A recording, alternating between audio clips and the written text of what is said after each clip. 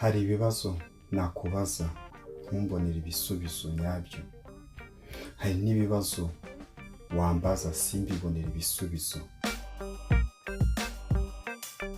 N'ibitekerezo naguha bikagutera kumenya umugambi cyangwa se uburyo wakwitwara mu buzima bwawe bwa buri munsi. Izi nkuru n'ibitekerezo naguha cyangwa se nakubwira zakwereka neza uwo wahoze uri we mu gihe cyashize, zikahagurutsa amarangamutima yawe kuba utabasha kugira usuzugura ukiri guca muri bya bihe waciyemo. Izi nkuru n'ibitekerezo naguha cyangwa se nakubwira zahita zikwibutsa neza umugambi n'impamvu yo kuba uri muri ubu buzima bwiza runaka bitewe n'aho uri kuruta ubuzima waciyemo. Izi nkuru n'ibitekerezo naguha uyu munsi cyangwa se nakubwira hari igihe byaba bikwibutsa ibihe waciyemo n'igihe urimo, zigahagurutsa amarangamutima yawe n'imigambi myiza yo gushaka kumenya igihe cyuzaba ukeneye cyangwa se kuzacamo mu gihe kizaza. Izi nkuru n'ibitekerezo nguha hari igihe ari byo bikwereka ubuzima bwa buri munsi rubanda rucamo. Izi nkuru n'ibitekerezo nguha bya buri munsi bikwereka impamvu utagomba kwitwara nabi kuri buri wese, kuko aho waciye mu bihe byashize hari habi cyangwa se hari heza, ubu hakaba harabaye habi. Izi nkuru n'ibitekerezo nguha zikwereka ibihe waciyemo ko byabaye byiza cyangwa se wifuza kuzaca mu bihe byiza.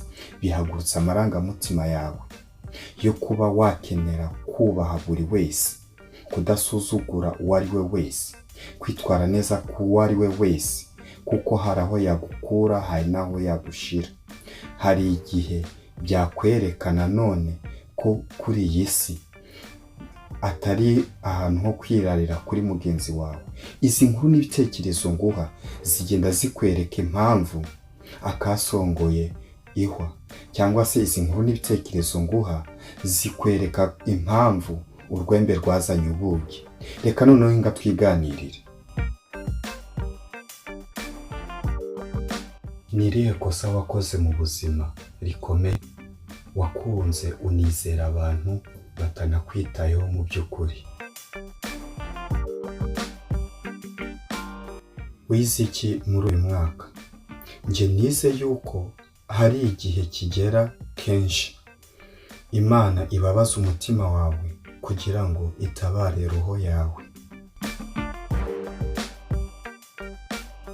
Iki muri uyu mwaka njye nize yuko mu buzima bwacu bwa buri munsi abantu baza bagusanga kandi bagasubira bakagenda, ariko abanyabo cyangwa se ababonye ko ari ngombwa bakazasigarana nawe, abandi baragutaye bakagutererana.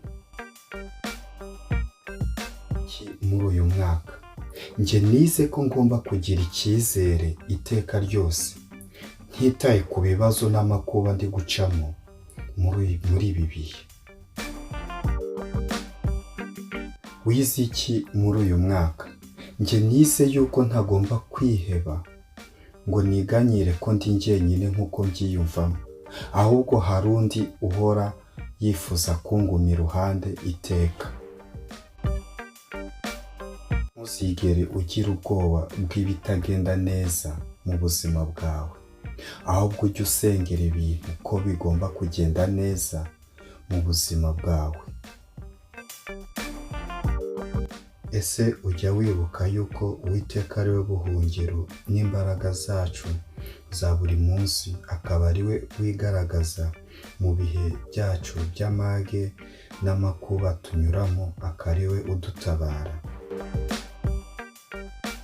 Ukora byose bireke, ibyo ukora byose biragize Uwiteka.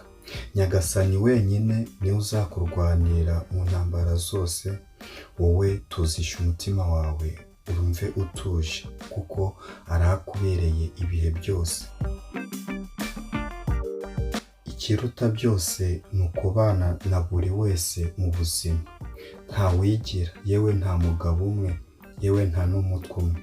kubana na buri wese nibyo bizaguhesha amahirwe n'imigisha kuri buri wese utuye kuri isi ya Nyagasani. Uzirinde kugira uhemukira, ubwira nabi, ureba nabi, kuko ibyo ngibyo nugira uhemukira azaba ari ibibazo wikururiye bya buri munsi.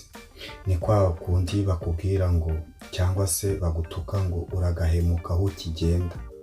Ese bitaniye he no kuvuga ngo uragahemukira uwo muzahorana, uwo muzahora murebana, mujya mu kazi cyangwa se muhurira mu isoko cyangwa se muhurira mu rusengero rumwe cyangwa se muhurira muri quartier imwe.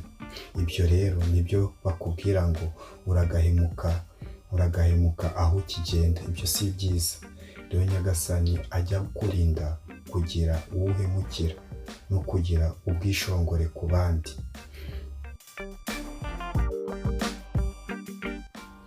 Yego, ndagushimira wowe wafashe umwanya ukabasha gukurikirana Brave Lion TV, ugakurikirana porogaramu y'uyu munsi yacu yitwa Daily Episode. Hari igitekerezo cyangwa inyunganizi ushobora kuduha, wajya aho bandikira ibitekerezo kuri commentaire ugasharinga mu gihe wumva ubishoboye.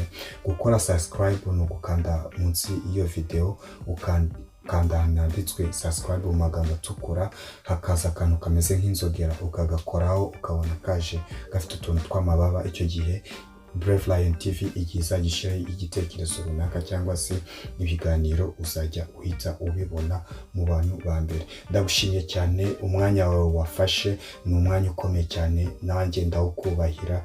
Ndagushimiye cyane, ukomeze ugira imigisha, Uwiteka abakomereza amaboko nk'uko mpora iteka mbibifuriza. Murakoze, ciao.